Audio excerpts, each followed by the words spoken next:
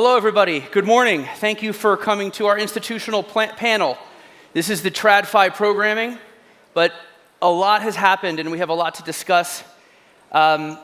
First, I just want to do some quick intros so you know who we are and what we're about. Eric Balchunas. Give the host a C on my pronunciation of my last name, but that's pretty average. I am the senior ETF analyst for Bloomberg Intelligence. That's Bloomberg's research arm. I lead all the ETF and fund research, and I have been hot on this Bitcoin and Ether ETF regulatory environment and the launch and the flows. We've been covering it like crazy, and so we've really found a new audience, frankly, and it's been a pleasure and a really exciting place to be. So that's where I'm coming from, and I'll pass it over to Robbie. Sure, Robbie Mitchnick. I'm the head of digital assets at BlackRock. Jan VanEck, CEO of VanEck Funds. Giovanni Vicioso, global head of cryptocurrency products for CME Group. All right, so I don't know if you've noticed, but the flows are back.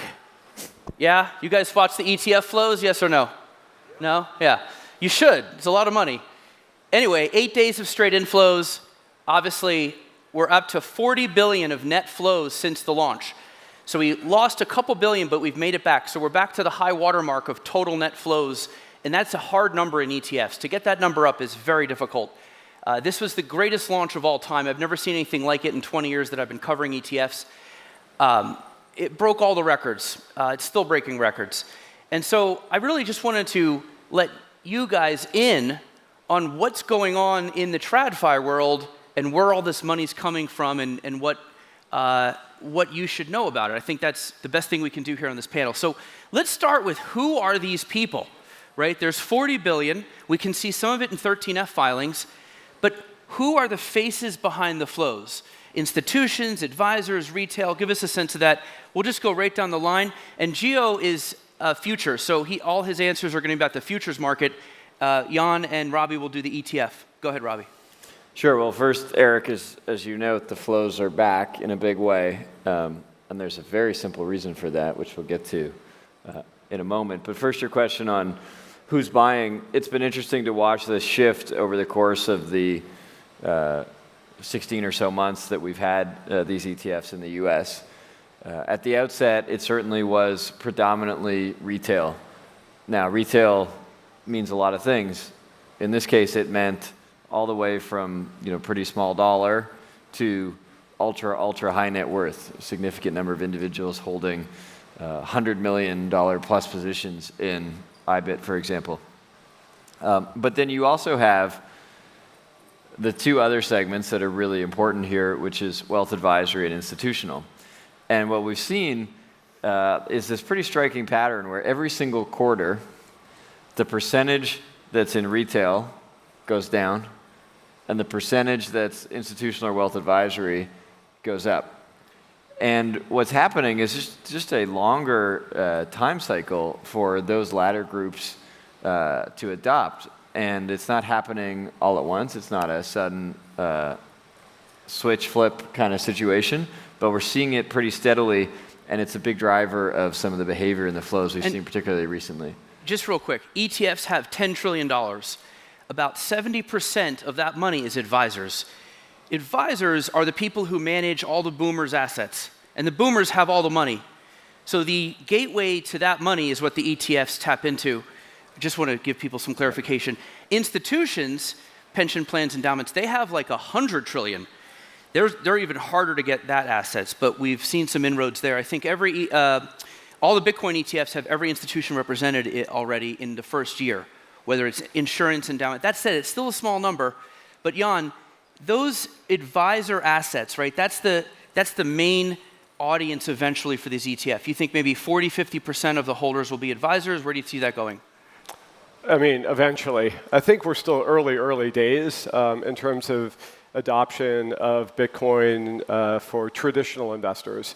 I think it's just so early. I compare that to gold. Gold is like the nirvana. So this year, gold inflows into US ETFs is about 14 billion. Bitcoin is sort of much less than that. And look, buyers like higher prices. That's not a big secret. But I think what's happened to gold this year is a contrast from a macro perspective as well, which has been it's a real breakthrough. I mean, we've talked about de-dollarization, but Trump's tariff scare that he put into the markets have really goosed demand for gold.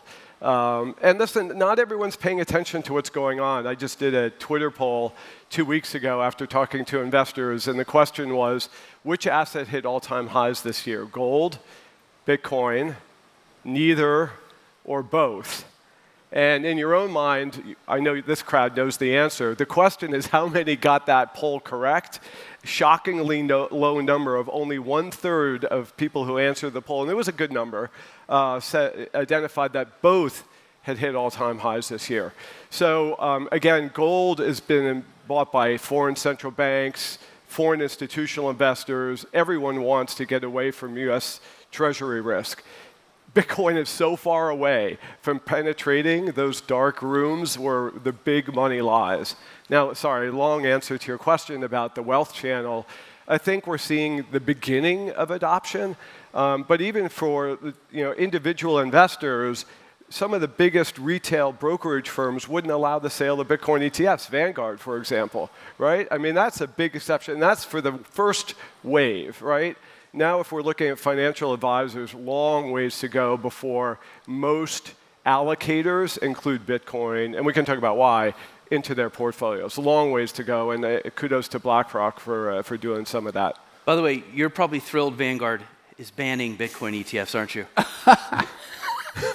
Listen, a VFZ, a Vanguard-free zone, is coveted in the ETF space. You can charge more fees and get more assets there, because Vanguard is a brutal competitor. But Gio, let's talk about futures. They came around first. You have more traders, institutions. What's that market been like over the past year? Yeah, for sure. I mean, we first introduced Bitcoin futures back in December of 2017, right? At that time, we designed those products with ETFs in mind. We thought that ETFs would come 6 months later or so, but it took the futures-based ETFs about 4 years to come to market, and certainly the spot-based products, coming to market last year. But we'd like to think that the liquidity that we've built, the trust that we've built in our products. CME is a 180-year-old institution.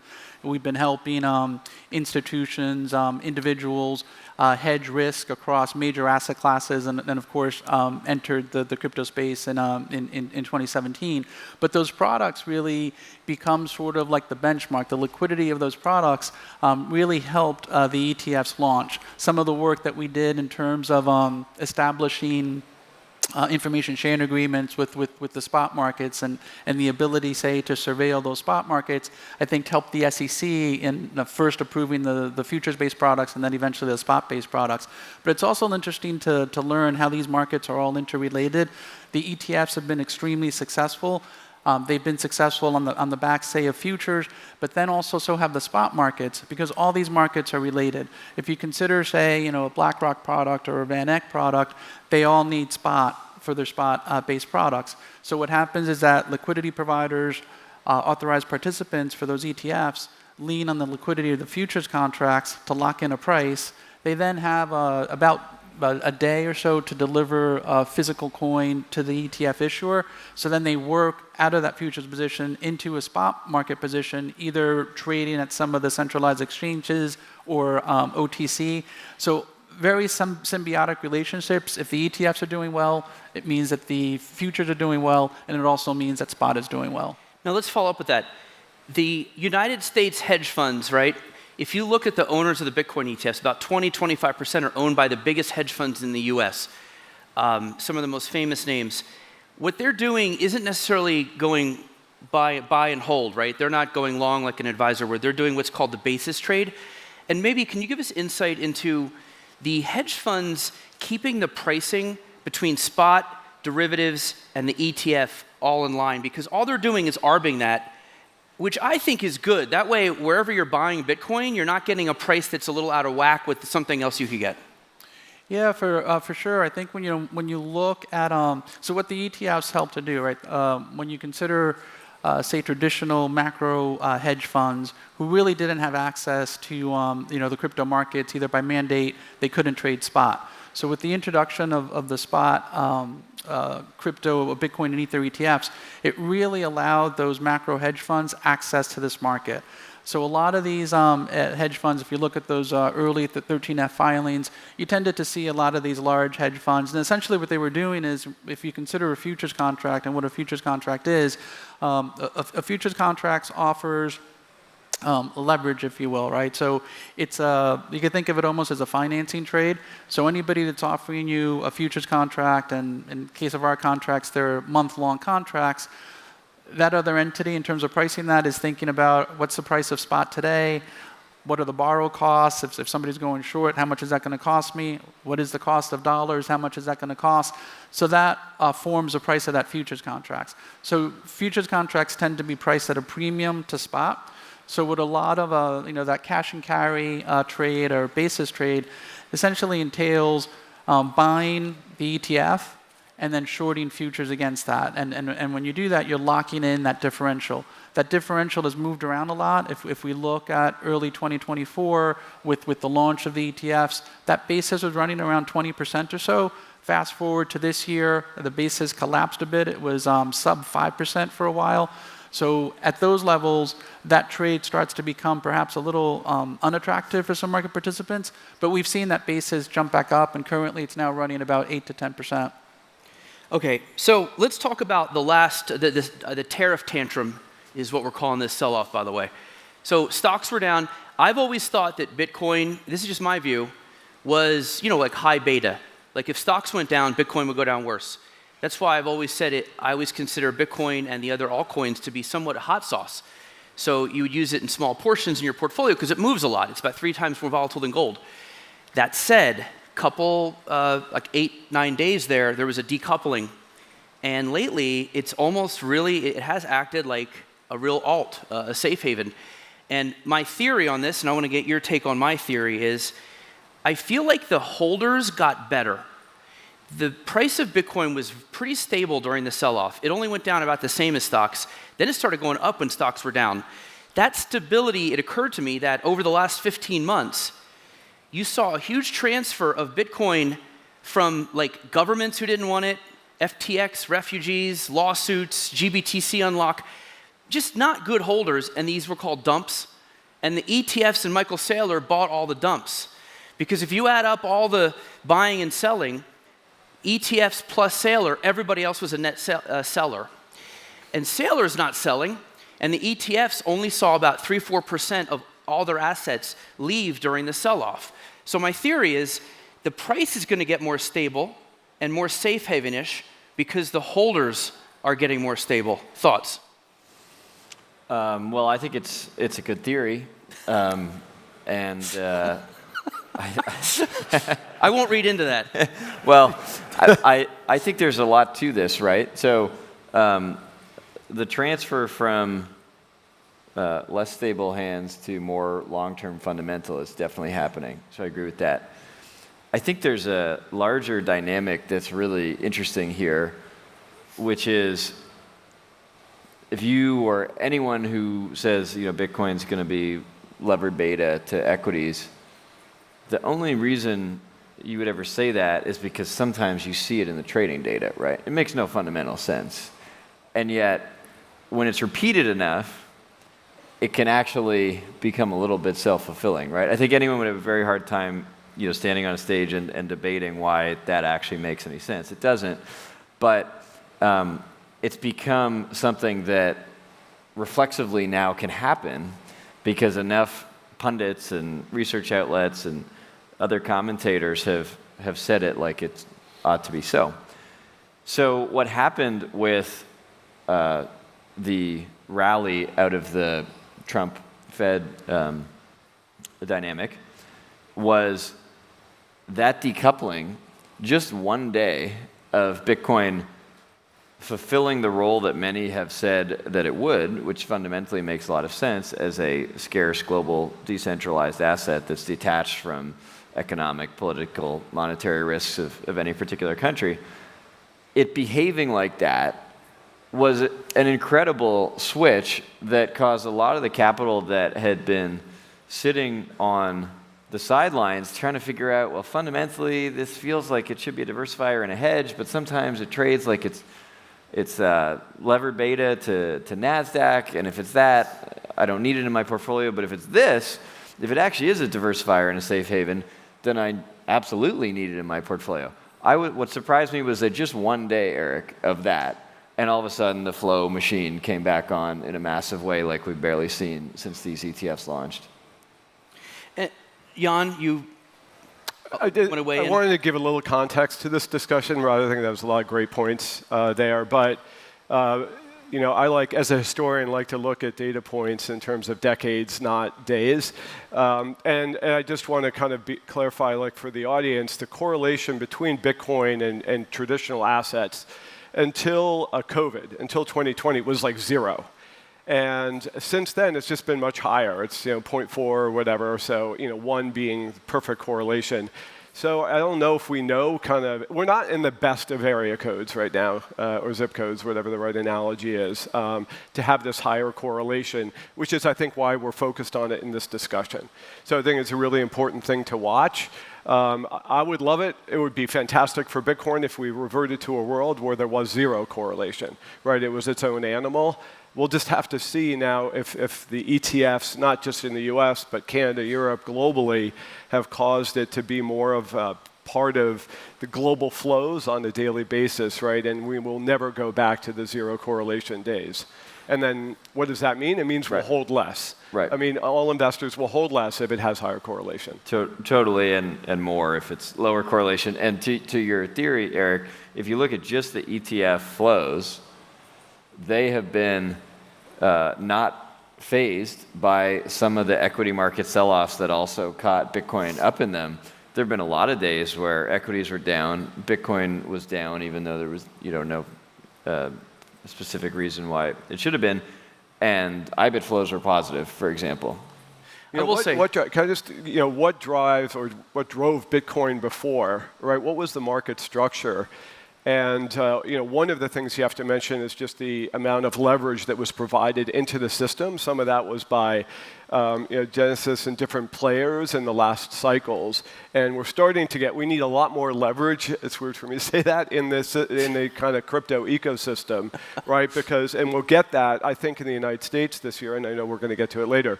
But so liquidity has been a big driver of the Bitcoin cycles in the past. FTX was the nadir, right? Everyone was out. Everyone had gotten their margin calls. Everyone needed to sell whatever they could. And so that's one thing in the background. That's sort of well behaved right now. There aren't these big liquidity providers into the Bitcoin ecosystem. Tether's a big lender. So it's out there. We have derivatives, the perps market, but it's not nearly to what it was at the height of bull markets. And you guys both sell gold ETFs, which is interesting. So gold, I know we're at a Bitcoin crypto conference, but you can't deny it. Gold had a big W in Q1. It went up, and there was touchdown dances. They spiked the football, even though Bitcoin still crushed it over like the last 2 years. But it definitely had a good quarter in terms of looking like that safe haven early on. You have IAU. Do you have to also pitch IAU to people? Or is that like another person? Do you guys ever get into arguments? How's that work? Well, generally, the people who are bullish and believers in gold are also bullish and believers in Bitcoin. So I think there's a lot of sort of shared analysis and worldview, in a sense. And we have a lot of great conversations with clients around this. You see various different funding sources for those adding Bitcoin to portfolios. Sometimes it's equities, sometimes it's pro rata the whole portfolio, sometimes it's alts generally. But a lot of times it has been gold, where you see some holders, or maybe they were all gold, no Bitcoin. Now they move to 80-20 or 50-50, or in some cases they move it entirely. I think that's less common. So it's a constructive thing actually to have those combined voices in the room. Good answer.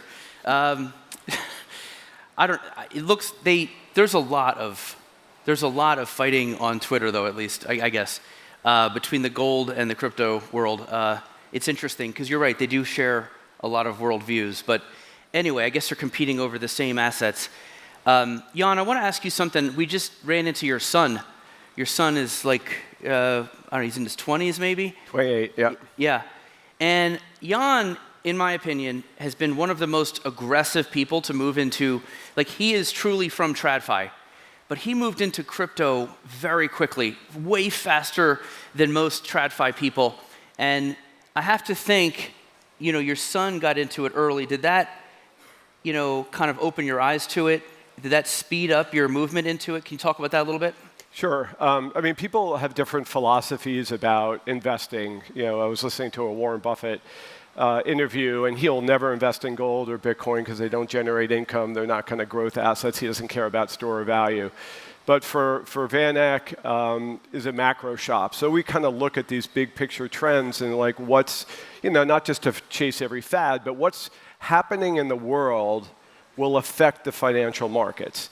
Americans don't really get that because equities always go up. But if you live in any war-torn country, Europe, Latin America, you understand that the financial markets are just a subset of what's happening in economics, politics, and technology.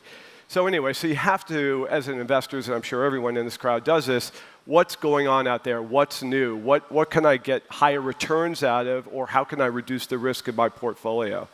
And technology is one of them. And it did help to have teenage boys around because they were all like buying crypto, right? And their friends were. And they were mining. I mean, they were mining in their dorm rooms, right? And that doesn't confirm a trend, but it alerts you to something. And then the question is, as investors, what do you do to confirm it? So yeah, I think it did help.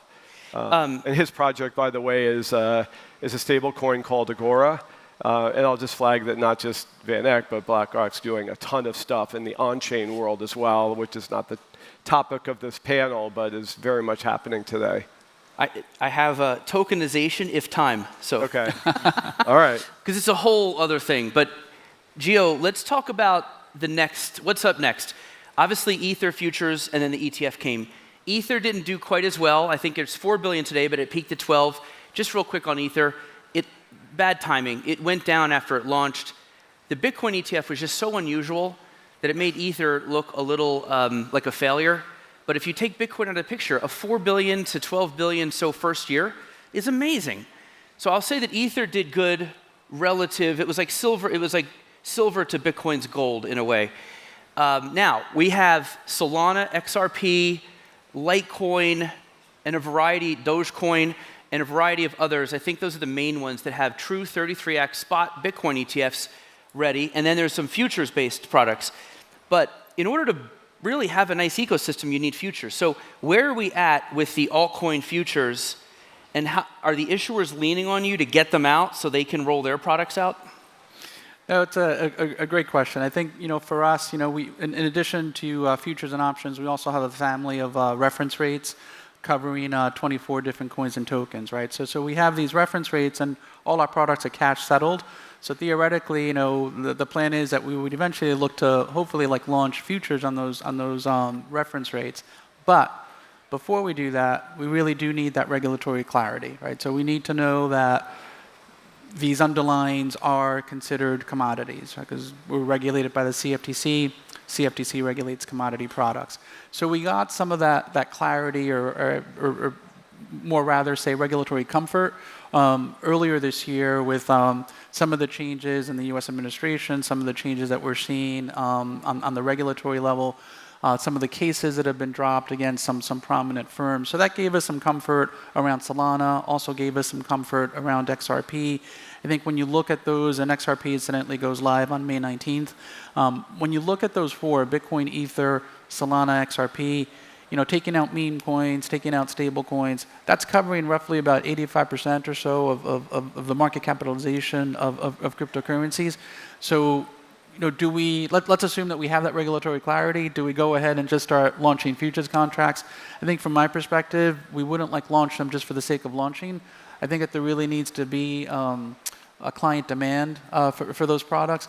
I think where we are seeing interest is in perhaps index-based products that consist, say, of the major ones, and then the tail, the next six or so coins would give you exposure, say, to other cryptocurrencies, right? Okay, let's just do a quick rapid fire with you. Can I just speak to the ETH launch for a second? The ETH because one. Okay. we mainly get our assets from financial advisors and investors in the United States. And the ETF came out. I said, do not buy this ETF if you don't know what's going on with ETH's market share. You may argue with that phrasing. No one I talked to knew what the hell I had just said, or even to think about that. And so that's got me really changing my mind in that even though we're an ETF provider, we're also an active fund manager. And most people in traditional finance should not be, Bitcoin aside, should not be investing in crypto because they had no idea. I like to point out just at a very simple level that 2023 was the most important year in crypto in the last 10. And I say that because that's when blockchains became cheaper and their usage became reliably cheap. Right before that, gas fees and Bitcoin transaction fees were all over the place. You'd never build on them if you were like a real company. And I think since then, we're layer 2s and Solana, so it's a different world. But did the average investor have any idea? I would say not at all. And so that's where I really think active management. We're going to come out with an actively managed ETF, so I'm talking my own book here a little bit, but I really think that maybe everyone in the room might know what's going on, but boy, out back home, it's tough. Yeah, but let's, I have this rhyme I created. The further away you get from BTC, the less assets there will be. So as you get further and further into these like altcoins, I just don't see a lot of demand. Maybe there's a flavor of the month. One of them has a great quarter, and it's like, oh, let me buy that for a while. But it seems like Bitcoin, like you're talking to some heavyweight investors. Are they looking past Bitcoin, and how far down the chain are they going? I think overwhelmingly the focus of at least institutional and wealth advisory today is Bitcoin. A little bit ETH. Every once in a while, we get questions about other assets, but I think it's actually a positive reflection, Jan, of what you were alluding to, which is that most of those investors kind of recognize they don't understand beyond Bitcoin. Mm-hmm. And the Bitcoin investment thesis is pretty easy to grasp, right? As this non-sovereign store of value and emerging monetary alternative. It's much more complicated for these other assets and the competitive dynamics between them. And so most are frankly kind of tuned out of that. Plus, it's a different investment value prop. The comments I made about Bitcoin being fundamentally a logical portfolio differentiator and potential hedge don't really apply to the rest of crypto, right? The rest of crypto, you're making a technology bet. You're making a bet on innovation around blockchain and digital assets, which can be a compelling bet. But that's going to trade, that's going to sit in a portfolio very differently than what Bitcoin does. And for now, the interest, particularly with the state of things, is still overwhelmingly Bitcoin. So we have this new SEC. Just real quick, do you think they're going to allow ETH staking in the ETH ETF? I don't want to forecast that. Okay. Yeah. I just, I'm most excited. Can you answer that too? I got asked that twice at the conference Yes, already. it has to happen through legislation, and my answer is yes. It Okay. comes through legislation this And summer. do you think we're going to see... Staking. Yeah, now we'll go to the next question. Do you think we'll see in-kind creation redemptions in the Bitcoin ETFs? Well, I think there's a lot of reasons that makes sense from a market efficiency perspective, and I think we're optimistic on that one. It's a wonky phrase, but it just helps it's like making the plumbing a little better for an ETF. I'll leave it at that. There's a lot of risk. Bitcoin is a bearer asset. There's a lot of risk in its treatment, and there's been a major hack as long as as recently as 2 months ago, right? I think the SEC is going to be very careful because under Gensler, they really weren't paying attention to anything and how it really operated. And I think now they realize, whoa, the custody of Bitcoin ETFs is not guaranteed. It's not guaranteed by BlackRock's balance sheet, and it's not guaranteed by Coinbase's balance sheet. So there's risks in there, I think, so the SEC will take a little while for that. Do you see it as a Pandora's box where they're just going to approve everything because Atkins is in charge now and Gensler's out? Like, that's sort of the word on the street. We also, our odds approval for like Solana XRP spot went from 1% to 50% just on the election.